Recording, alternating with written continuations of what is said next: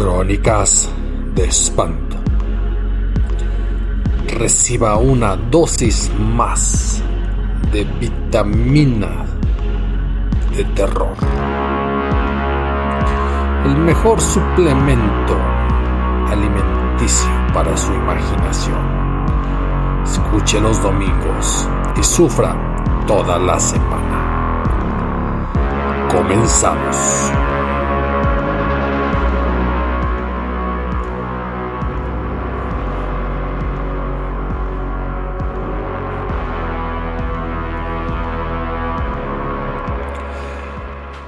¿Por qué tenemos tanto problema en esta sociedad mexicana con aquellos que se enamoran, que sonríen, que esperan encontrar a la compañera, al compañero de vida en alguna persona que no pertenece al mismo círculo social al cual pertenecemos? Siempre se nos ha hablado del mestizaje, de que en México somos uno, somos un pueblo unido y hospitalario.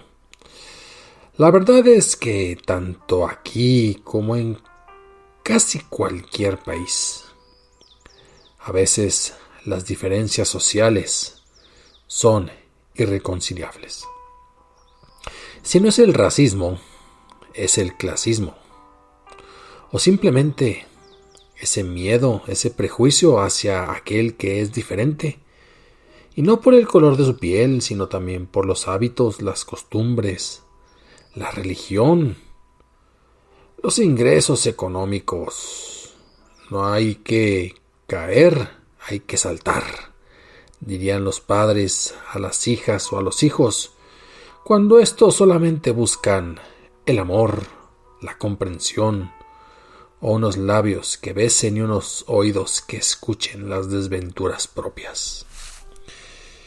Y todo esto lo menciono porque precisamente en Tijuana se dio una de estas historias que bien podría repetirse en cualquier otra ciudad de nuestro México tan diverso y, por qué no decirlo, tan desigual. Y es que ya hace varias décadas, cuando aquella ciudad, pues, como ahora, crecía sin detenerse, producto de la migración de tantas personas, que primero de los estados del centro y occidente del país, y luego del sur, y luego de otros países, como ocurre últimamente, llegan y establecen sus lares en las colonias que entre barranca y barranca se construyen de manera acelerada. Y Tijuana, menos que en otros lados, por tanta gente nueva, también tenía esa separación evidente entre las buenas familias locales, los apellidos conocidos y pues aquellos fuereños.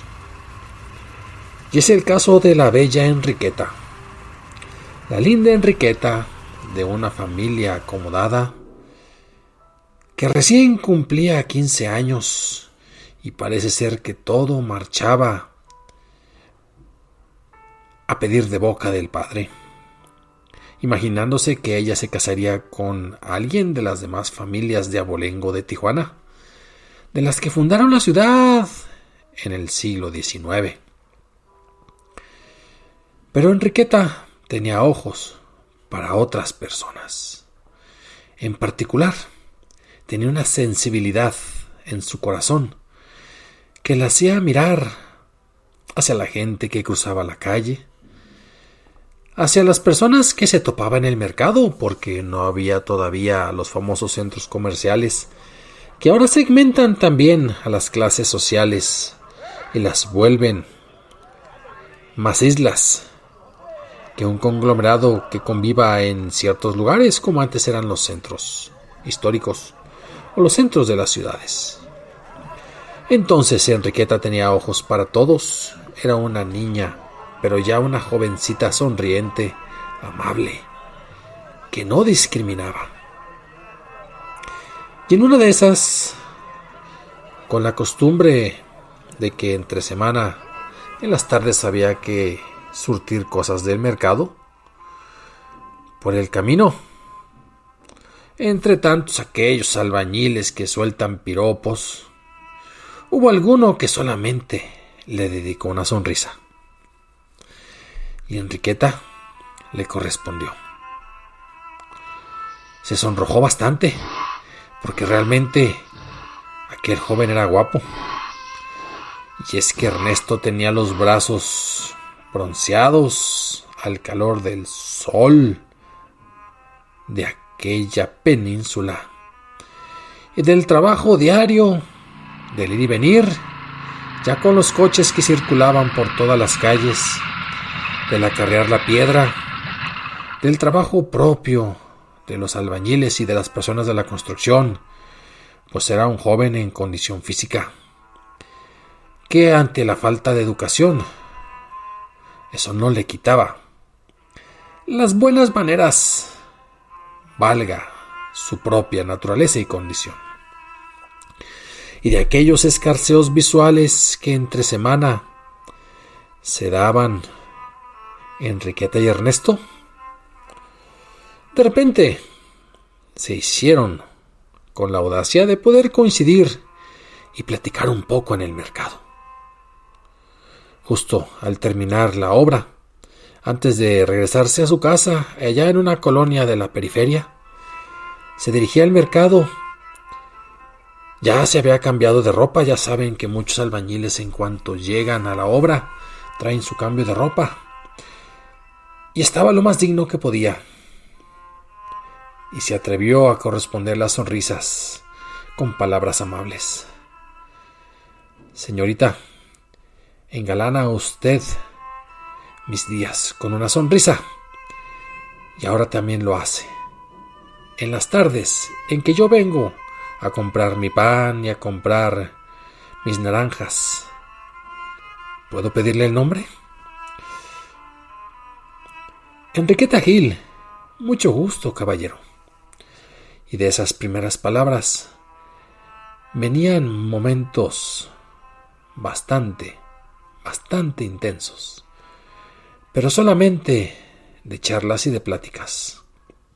Así es como incluso en esos 15 años en los cuales ya Enriqueta siendo toda una jovencita, y después de la fiesta, el padre imaginándosela casada pronto, porque en aquella época, a finales del siglo XX, pues todavía había quien se casaba a los 17 y a los 18 y se veía bien.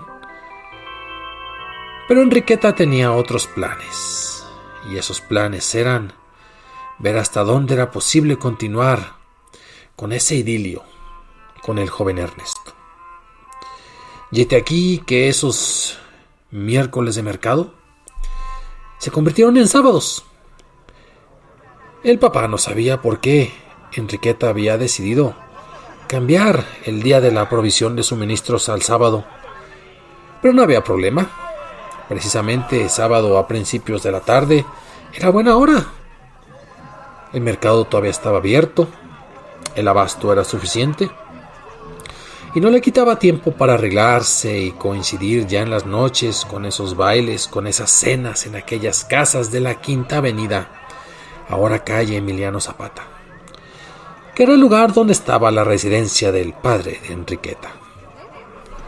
Lo que no sabían es que era el lugar donde Enriqueta terminaba feliz y radiante después de haber platicado prácticamente toda la tarde con Ernesto, porque Ernesto rayaba a las 2 de la tarde los sábados e iba al mercado y coincidían de forma premeditada y platicaban largo y tendido y se iban a los rincones y a las calles aledañas, porque su pasión desbordaba ya y el deseo, ahora sí, se hacía meritorio de besos y breves caricias, y la ilusión de que las clases sociales tan diferentes a las cuales ellos pertenecían no fueran obstáculo para su convivencia y su futuro. Él le prometía que pronto sería maestro, ya no sería simplemente ayudante o peón, que ganaría entonces el doble, y que en Tijuana se ganaba más que en otras ciudades, por la misma necesidad, por el incremento de las personas que allí vivían. Y ella se hacía de ilusiones. Pero perdónenme ustedes, romper parece que es un sueño color rosa. Algo tuvo que pasar, porque precisamente alguien le contó. Alguna vecina le dijo al padre de Enriqueta que ella se veía con algún muchacho, con algún prietito, y que se le veía sonriente y con talante un tanto seductor. Y llegó el momento en que un sábado, en la tarde, en cuanto abre la puerta de su casa Enriqueta, que apenas puede ocultar la sonrisa, se topa de frente con su padre, con un susto mayúsculo, porque él la toma del brazo y forcejeando le dice: ¿Dónde andabas, maldita, desagradecida? Surtiendo, padre, surtiendo la despensa. ¿Por qué me tratas así? A mí no me engañas. Ya me enteré que te ves con un fulano, con un muchacho ahí, con un albañil, sin oficio ni beneficio. Eso bastó para que se le prendieran las entrañas también a la misma Enriqueta y le dijera a su padre: pues no es nadie que tenga ningún delito que perseguir. Es amable y honrado, y además se llama Ernesto. Y somos amigos. ¿Y qué? Pero entonces el padre le dice: pues son y eran, porque ya no lo serán. Te prohíbo salir de la casa. Es más, ya ni siquiera irás a la escuela hasta que ese muchacho desaparezca de tu vista, desaparezca de tu vida, desaparezca de nuestro entorno. Enriqueta se puso a llorar. En casa mandaba a su padre y no le quedó más que quedarse encerrada.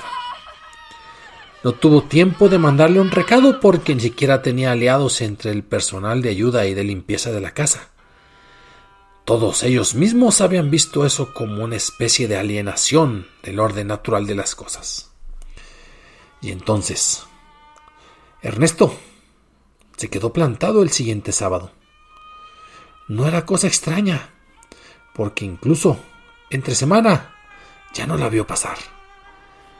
Algo extraño ocurría en la casa, en la vida de Enriqueta, de ella su amiga, quizás su amor, su sueño platónico. Y sí, Ernesto pasaba por enfrente de la casa de Enriqueta, la cual conocía, ahí en lo que es la calle Quinta. Pero ella tenía prohibido abrir la ventana, tenía prohibido asomarse, y el padre, conociendo la fisonomía y las características de Ernesto, era el único que asomaba por la ventana con esos ojos rabiosos y esa mueca desproporcionada de furia. Una vez lo hizo y no se atrevió. Quizás tuvo que guardarse las lágrimas, Ernesto, para sus adentros. Y después de enterarse, Enriqueta, que Ernesto ya había desistido de pasar, de que no lo veía, simplemente dejó de comer. Y vino el invierno, y vinieron las lluvias, porque sabrán ustedes que en aquella parte del país el invierno es frío y lluvioso. Y cada vez estaba más enferma Enriqueta. No comía y lloraba, y se asomaba con su mirada lánguida y su cuerpo desfalleciente. Y el papá cambiaba un poco las muecas, porque ya no era rencor, odio, era preocupación. Su hija, la niña de sus ojos, moría precisamente en su cuarto y en la presencia de todos sus familiares. Ni la madre pudo convencer al tirano del padre de que la dejara salir, de que quizás, lo saludara. Y nadie, ni el hermano ni la madre, convencieron a Enriqueta de comer, de decir que se pusiera bien. El amor que ella sentía era más grande que cualquier otra fuerza, y paradójicamente, la debilidad que sentía en su cuerpo era tan grande porque creía que la felicidad le estaba vedada. Y pasó lo que tenía que pasar. La niña murió. La jovencita fue enterrada con todas las exequias de rigor para una familia de esa condición económica. Sepultada en el Panteón Municipal número 1, aquel que allá se le conoce como el de la Puerta Blanca. Y ahí estaba enterrada. Dicen que antes de morir, en un afán de hacerla que se sintiera mejor, la madre le había puesto su vestido de bodas, ese que en otras épocas se acostumbraba heredar de madre a hija, con tal de que ella se hiciera ilusión de que algún día podría casarse con el tal Ernesto. Pero a la niña ya nada le levantaba el ánimo. Y en medio de las lluvias, y en medio de ese invierno catastrófico, Enriqueta murió. Y pasaban los días y las semanas, y los taxistas de la ciudad de Tijuana cruzaban por enfrente del panteón. Y en aquel invierno de algunos años después, el señor Amado, ya cercana la noche, esperando quizás algún tipo distraído, alguna familia urgida, rondaba por su coche por las cercanías de la Puerta Blanca del Panteón número 1. Y vio a una jovencita muy bella, aparentemente mojándose afuera del panteón, que le hizo la señal y le pidió que se detuviera. Detuvo su coche. Señorita, suba, ya no se moje más. ¿A dónde la llevo? Pues a la casa tal de tal número, la calle Quinta. Ah, la que ahora se llama Emiliano Zapata. Sí, por favor. Quiso sacarle plática como buen taxista. Ya sabe que los taxistas ahora y antes, o los uberistas, o los didistas, o los transportes particulares que utilizan plataformas, pues a veces sienten que es su obligación mantener entretenido al pasajero con su conversación. Y en aquella época que eran tan malos los equipos de sonido de los coches, pues parece que era el único recurso. Pero mientras la lluvia caía y el motor giraba, no estaba tan lejos la distancia para llegar a esa casa magnífica de la calle Quinta. Se ve muy triste, señorita. ¿Por qué? Si se puede saber. ¿Es por el clima? No, nada, señor. Simplemente mi vida no tiene sentido. No lo diga. Mire usted que trae hasta traje de novia. ¿Será que la dejaron plantada? Pues sí, me dejaron plantada, pero no de la forma que usted se imagina. Y empezaba a llorar. ¿Y el señor Amado? Sentía un poco de tripas corazón, como que había cometido algún error al entrar en terrenos un tanto escabrosos con su conversación. Pronto se calmó la niña, la jovencita. Cálmese, ya vamos a llegar. Si me permite, ¿le puedo preguntar su nombre? Enriqueta. De principio no le sonó nada relacionado, nada referido, pero el coche seguía su marcha. Y poco a poco llegaron a la calle Quinta, a la casa magnífica. Detuvo el coche La lluvia seguía. Llegaba la noche y se intuía que la luna asomaba quizás en medio de algunas de esas nubes que empezaban a despejarse. Listo. Son tantos pesos, Enriqueta.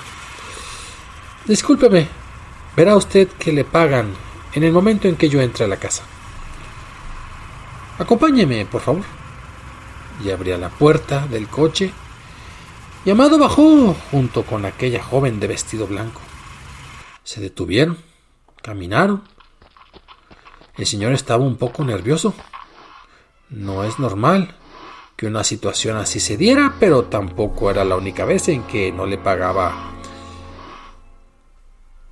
el pasajero, sino los padres o los familiares al momento de llegar a la casa.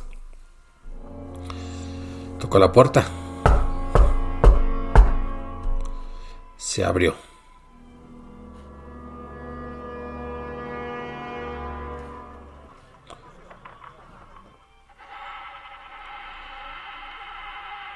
Y ahí estaba el señor Gil.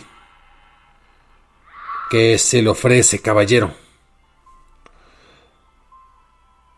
Le extrañó que se dirigiera hacia él, pero no hacia la jovencita. Amado dijo: vengo aquí a entregar a Enriqueta y a cobrar lo del taxi. Los ojos del señor Gil se llenaron de lágrimas. Lo miraron fijamente y le dijeron a Amado: no se burle, por favor, que no hemos superado la pérdida. Pero no, mire aquí. Y en cuanto volteó a su derecha, a la mujer que había visto durante todo ese camino, ahora ya no la miraba. Pero le juro que aquí estaba. Yo la llevé y platiqué con ella en el taxi. La recogí afuera del panteón, ahí en la Puerta Blanca. Por favor, caballero, insisto, que no se burle. No tengo razón para perder el tiempo con este clima. Una jovencita hermosa, de altura media, de cabello negro reluciente, a la altura de los hombros. En ese momento le dice el señor Gil: espéreme un momentito. Cierra la puerta. Se aleja. Solamente escucha los pasos. Pero Amado está nervioso. El señor Amado no sabe qué esperar. ¿Acaso llevó un fantasma a esa casa? Y cuando regresa el señor Gil y vuelve a abrir la puerta, trae unas fotos, que de hecho ya eran fotos a colores para la época en que ocurrió todo este incidente. Solo se escucha la voz de Enriqueta al fondo, pero como un lamento. Y para los dos, eso es como una especie de visión o pesadilla. Empieza a sudar frío Amado, el taxista, y le dice: sí, es ella, solo que con un vestido blanco, como un vestido de novia. Le dije, caballero, que no juegue conmigo. Es mi hija Enriqueta, a quien apenas hace un par de años enterramos ahí, en el panteón, en el de la Puerta Blanca. Murió de tristeza, murió de enfermedad, y sigo sintiéndome un tanto culpable por haber sido yo quizás el que le provocara la muerte, al impedirle una amistad que yo creí se convertiría en un amor que no nos convenía. Y desde ese momento, lo que hizo Amado, pues fue salir raudo y veloz. Se le olvidó pedir el cobro de trasladar al fantasma de Enriqueta. Contó lo sucedido a sus compañeros taxistas. Y desde entonces, dicen los mismos taxistas que a veces ocurre que cuando pasan en una noche o tarde de invierno enfrente del panteón de la Puerta Blanca, cuando la cuadra está sola, se aparece el espíritu de Enriqueta, y que no está nada mal que se detengan y que le den su aventón hasta la casa de la calle Quinta, que ahora ya son locales comerciales.